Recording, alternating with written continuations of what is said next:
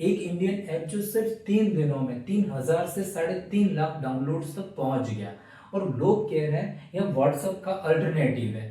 आज हम बात करेंगे अरत्ते ऐप के बारे में। यह ऐप एक इंडियन मैसेजिंग ऐप है और इस वीडियो में हम बात करेंगे इसकी फीचर्स, इसकी स्टोरी और इसके कंपटीशन लेवल के बारे में।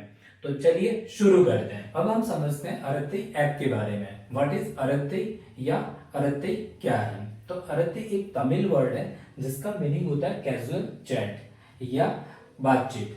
और इस ऐप को सर्वप्रथम जोहो कॉरपोरेशन ने बनाया। यह एक इंडियन मल्टीनेशनल कंपनी है और इसके फाउंडर हैं श्रीधर वेम्बू और अरत्ते ऐप के पीछे भी श्रीधर वेम्बू ही है। और अभी हाल ही में अरत्ते ऐप कोई नया लॉन्च नहीं है, यह सर्वप्रथम 2021 में लॉन्च किया था।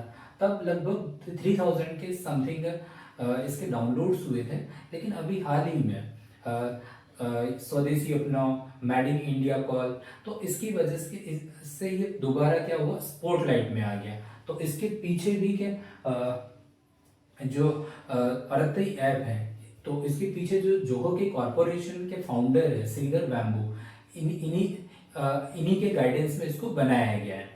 सिर्फ लास्ट 3 डेज में अरत्ते ने 100 टाइम ग्रोथ अचीव की है। पहले जहां 3000 डाउनलोड्स थे, अब 3.5 लाख डाउनलोड्स तक पहुंच गया। ग्रोथ के पीछे 2 स्ट्रॉन्ग रीजन है। First, made in India sentiment, second, national calling. Next हम बात करते हैं इसके फीचर के बारे में। अरत्ते ऐप में ऐसे कौन कौन से फीचर्स प्रोवाइड करता है? तो सिमिलरली जैसे हम व्हाट्सएप यूज करते हैं, व्हाट्सएप एक मैसेजिंग ऐप है, वैसे ही हमारे पास के अरत्ते ऐप है जो इंडियन मैसेजिंग ऐप है। तो इसके फीचर्स के बारे में हम क्या कर रहे हैं, बात कर रहे हैं। तो यहाँ हमें एफर्टलेसली शेयरिंग और मीडिया एंड डॉक्यूमेंट्स को शेयर करने का एक ऑप्शन प्रोवाइड करता है, जिसमें हम text message, photos, videos and documents को क्या कर सकते हैं, शेयर कर सकते हैं। नेक्स्ट, हम इसमें भी स्टेटस वगैरह क्या कर सकते हैं, अपडेट कर सकते हैं। तो यह ऑप्शन भी यहाँ हमें प्रोवाइड करता है। और इसके बाद connect with audio and video calls. तो हम जैसे व्हाट्सएप में ऑडियो एंड वीडियो कॉल्स की फैसिलिटी को यूज करते हैं, तो सिमिलरली यहाँ भी हमें ऑडियो एंड वीडियो कॉल्स की फैसिलिटी प्रोवाइड करता है। और इसमें भी end to end encryption provide है। तो लेकिन अभी हमारे पास जो मैसेजेस हैं उसमें एंड टू एंड एनक्रिप्शन की फैसिलिटी अवेलेबल नहीं है और उस पर अभी यहाँ काम कर रहे हैं। तो अब हम देखते हैं कि ये जो एंड टू एंड एनक्रिप्शन का मीनिंग क्या होता है। तो एंड टू एंड एनक्रिप्शन का सिंपल सा मतलब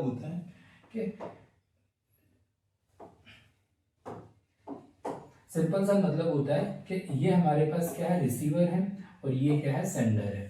तो इसके बीच में क्या होता है, थर्ड पार्टी,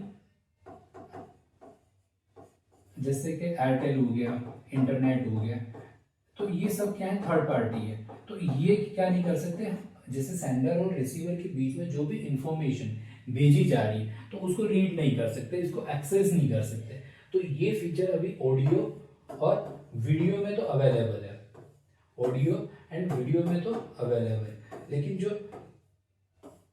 मैसेजेस हैं उसमें अभी अवेलेबल नहीं है। उस पर ये क्या कर रहा है, काम कर रहा है। ठीक है। नेक्स्ट, वाई अरत्ते सडनली पॉपुलर, कि अरत्ते ऐप सडनली पॉपुलर कैसे हो गया?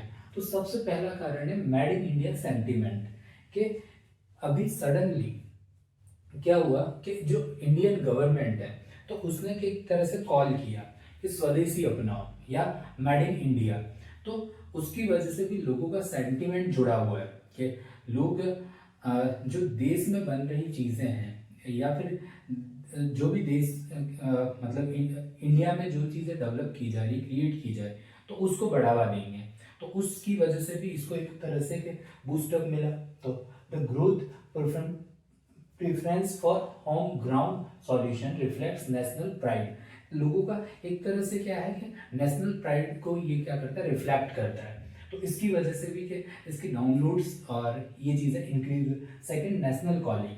तो मोदी गवर्नमेंट ने क्या किया, नेशनल कॉलिंग की, कि लोगों से आह्वान किया कि आप देश में बन रही चीज़ों को क्या करें, ज़्यादा से ज़्यादा उपयोग करें।